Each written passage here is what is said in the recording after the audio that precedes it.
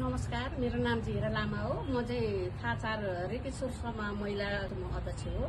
हाम्रो चाहिँ 65 सालदेखि नै धाग कटाइ काम भयो हो। त्यो बेलामा धाग काट्ने काम 65 सालमा भयो भने 66 सालमा चाहिँ हाम्रो कपडा पनि बन्छौँ हामी। तिमीहरू धागो मात्रै बेच्ने कि कपडा बन्ने भन्नुभएको थियो।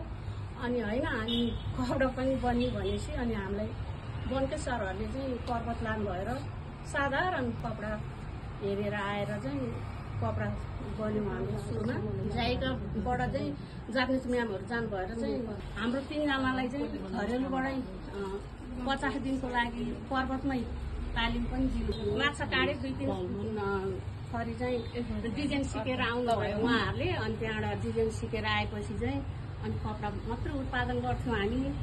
कपडा मात्रै उत्पादन गरेर भएन, हामीले चाहिँ झोला बनाउनलाई हस्तकलासँग नै हामी सदस्य बनाएको थियौँ। अनि अहिले चाहिँ झोला 15 दिनको रूपमा अब हामीले यतिसम्म सिक्यौँ।